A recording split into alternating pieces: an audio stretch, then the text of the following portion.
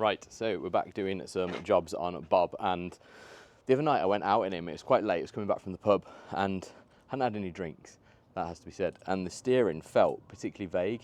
Now, I mentioned in the tyre video that there was a bit of slack in the steering box. What we're going to do today is tighten up that steering box, make sure that's all nice and set correctly, that we've got no excess play. And what I'm going to do is get a little helper in the cab as well and give the steering a good wiggle around, and we're going to check underneath that all the linkages, so all the ball joints, everything like that are all good. The arm from the relay, make sure there's no play in that, and essentially just give the whole steering system a bit of a check over. One, because it needs to be safe, and I want to try and eliminate as much play as possible now that we've got the nice tyres.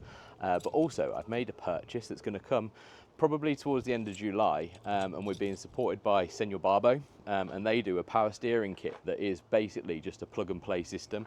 Now, we'll have to take some of the dashboard components out, we'll have to take out the existing steering arm, steering shaft, sorry, and then we'll install the new power steering, electric power steering kit from Senor Barbo. So I'm really looking forward to that, and part of the reason I'm doing that, because I wanted to keep Bob as original as possible, but I've got severe carpal tunnel in both wrists, so I've got to have an operation in a couple of weeks, which is why the kit's not going to come to the end of July, to get these sorted, because they're not playing ball at the minute. But what I don't want to do is have to be sort of wrenching on the steering wheel once I've had my operation. So the kit's going to really help me personally drive Bob, and it looks very stealth, so you won't really notice any difference. So when you look in the engine bay, there isn't going to be a P38 relay in there. You're not going to have sort of a mini pump or anything like that. It's just going to be quite stealth. Most of it gets hidden within the steering column and under the cowls and behind the dash, so you shouldn't really see it. So it'd be quite interesting to see what that kit's like. So first thing we're going to do is remove this mud shield that sits over the steering box. Now, there's a couple of bolts to undo. It might be a bit tricky on my own because you kind of need to counter hold them from the other side. So like this one's in the footwell, this one's in the engine bay, and this one's at the top of the wing. So we'll see how I get on there. Whip those off. That should then come off, and we've got access then to the adjuster, which sits just here. So once that's off, I'll show you. Right, as expected, that was a bit of a bugger to get off. However, the casing is now off, so your steering box guard's off. Up here then we've got I think it's a 15/16, whatever that is on there that I can't read because it's so old. It's an old Gordon Tools, one of my dad's old ones. So you basically have a lock nut, which this goes onto here, and I've slackened that off so that that's undone. And then your adjuster is on a 3/8 here. And what I'm going to do is I'm going to undo it and slacken it off, just so it's loose. So it's loose now. I could feel that then, that it got loose.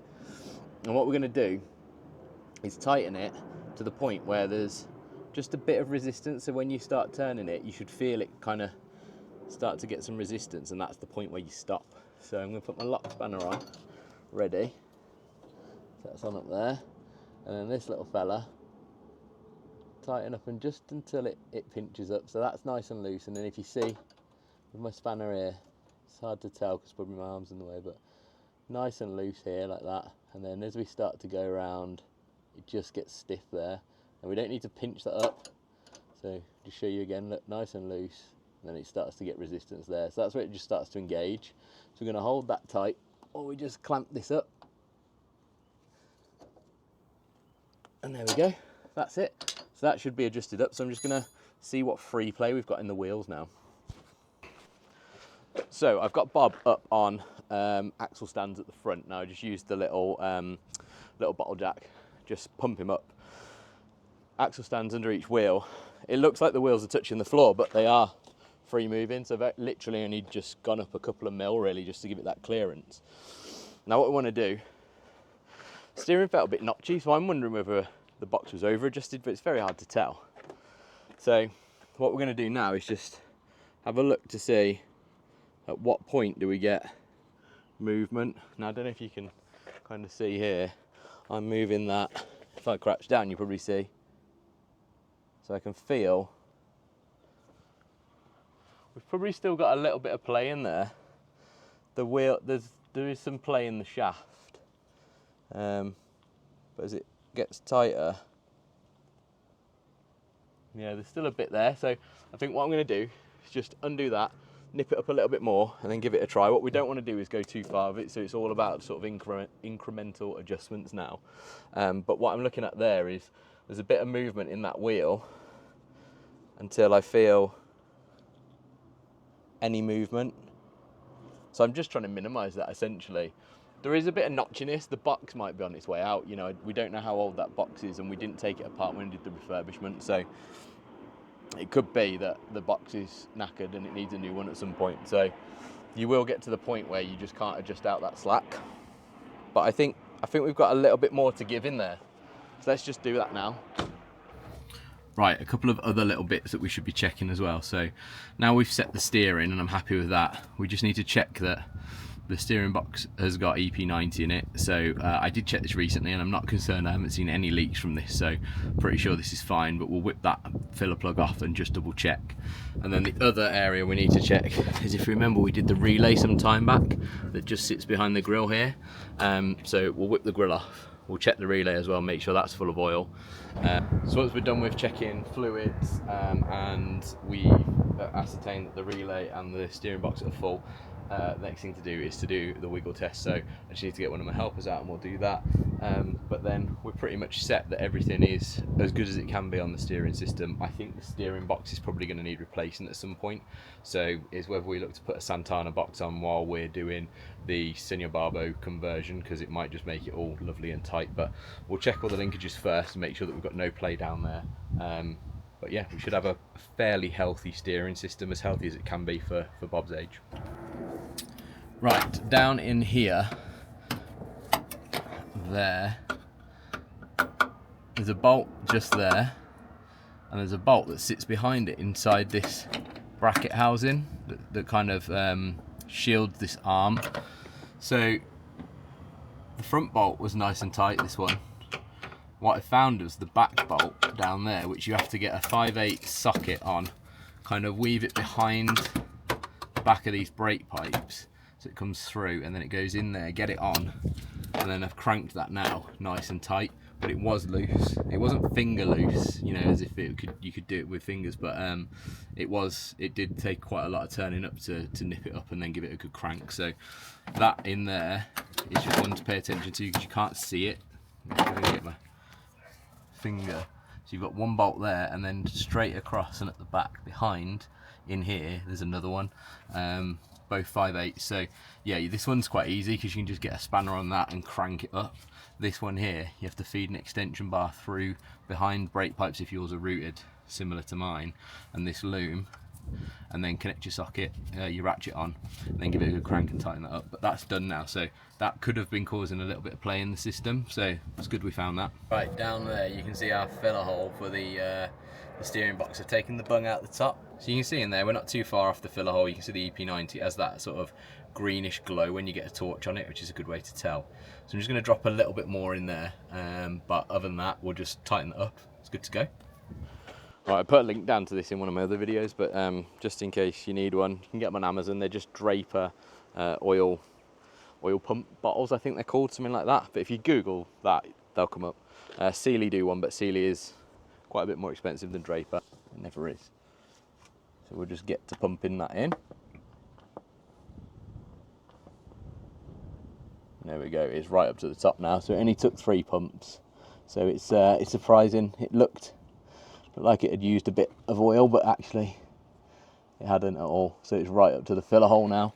And these are great. I saw Tatty Reed using one of these. I think that's the name, isn't it? From over in the Rover. But if you didn't know, you can just put your nozzle in the hole in the top of the bottle and you don't get leaks. Right, underneath here I've been noticing a drip from the bottom of this grease nipple, and I thought it must be maybe the heat, some excess grease in the nipple that's leaking out, but I've just noticed underneath that we've got this leak from the bottom of the relay. So, and what's happening is it's leaking, switch hands, it's leaking from the base of the relay, and then it's running down this steering arm underneath, coming down here, and it's actually ending up onto the nipple and then dripping down. So I'm just going to give that a wipe up. So what we're going to do with that relay is, I'm not going to put EP90 in it again, because obviously the seal at the bottom's gone. At some point we'll have to replace the relay. What I'm going to do instead is I'm going to get myself some Penrite steering box fluid. Now I was going to use that on Oscar years ago when we had Oscar. So I'm going to put that in there because it's like a semi-fluid. What it should be is just thick enough that it won't come through that bottom seal, but it'll still lubricate the box nicely. Now you can do some other tricks in there if you put EP90 in, mix it with some grease, and you can kind of achieve the same thing, but the Penrite stuff just comes straight out of the bottle. You can squeeze it straight in there and that'll be job done. What I'll probably do, because it's thicker, you don't want air pockets in there, so I'll put a straw down to the bottom and try and feed the grease in through the straw so it fills from the bottom up, and then that way we shouldn't get any air pockets, because what you don't want air pockets in there, because then obviously there's no lubrication for your bits and bobs inside. So I think that's the plan for that. So I'm not going to crack that open today, because it's a little bit of a faff to get the nut off of the back of the relay, so I'd rather just do it once and once only. So I'll order the semi-fluid and I'll get that mixed in and get that inside there. That should then hopefully stop that leak we've got and keep that nice and lubricated. But we'll continue with now the check to see if we've got any play in any of the joints, and then tighten up anything that needs tightening up that we haven't already done. Right, my helpers, also known as my children, decided they don't want to help me out. So I'm going to whiz Bob around the block a little bit. I've got a camera underneath on the different steering elements. So at the moment it's on the front, so we're going to film that and check to make sure everything is working okay under there. Steering feels pretty good actually. Just make sure that everything's working fine with the linkages at the front.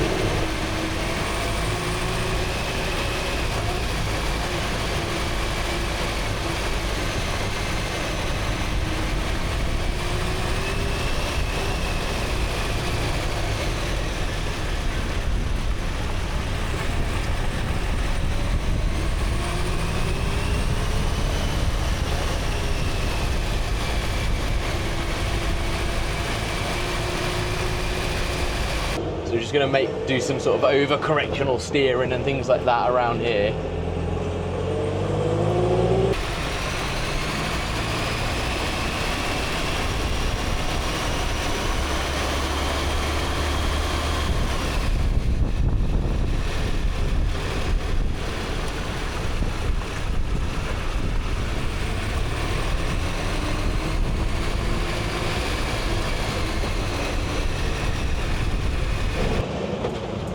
Right, we're just out on a little drive to give it a test at some higher speeds than what I could get to around the little area that I live in.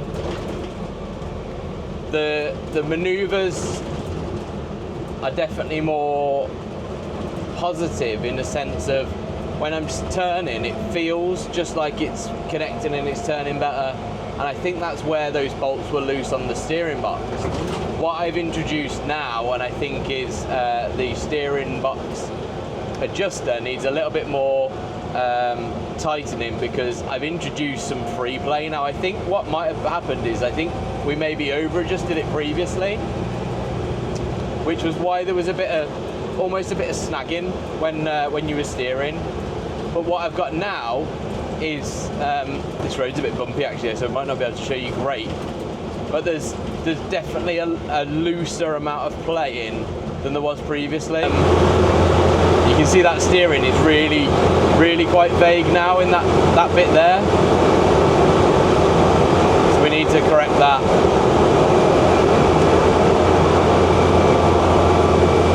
So if you saw the Defender go past then, absolute legend, gave me a flash and a wave. Wow. Yeah, this steering is not fun. It was better before, so it made it worse.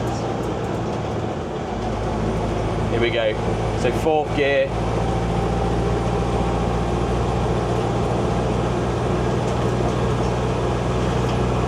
Still a bit of a blow.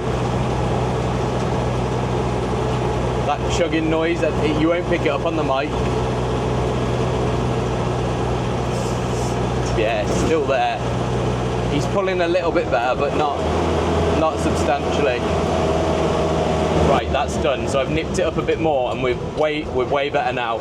We're back to probably where we were about 2 hours ago when I first started this process.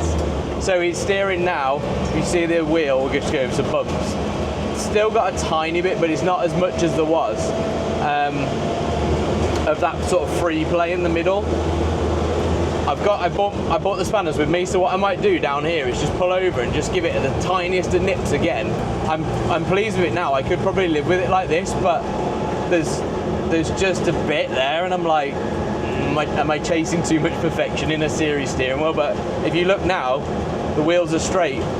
Bob's going straight, and there's not a lot of correction. There's just that little tiny judder in that middle bit. That, say judder, jiggle.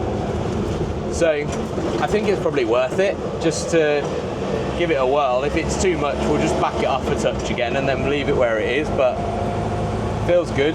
Disappointed that carb thing hasn't sold. I felt sure that was going to be it when I found that those bolts were loose on the carb. Got me spanners. Right, see what that's like. Right, he feels far more stable at speed now. We're doing 50, maybe 60, and 60, and the steering's pretty good. There's still that lean to the left there, there's a bit missing. That was there before and I can't seem to adjust that out. I don't think it's anything to do with the box, so I don't think there's any point in keep adjusting it, because we're just going to end up over tightening that box, putting too much tension in there, and then it's just going to wear that out. So I think we leave it where it is now. We've tested everything. We've found a few loose bolts, which, you know, isn't great, but they've been tightened up on the steering system as well. I've ordered the semi-fluid for the relay, so we can get that done. So I think we're in pretty good shape. Well, I think that's it for this steering video. It's been a nice little tazz around to check the steering out. We're doing a bit of work on Dave's garage, so we're turning that into a workshop, which you'll hopefully see in the next couple of weeks. I've got to have my operation, so I might go quiet for a bit.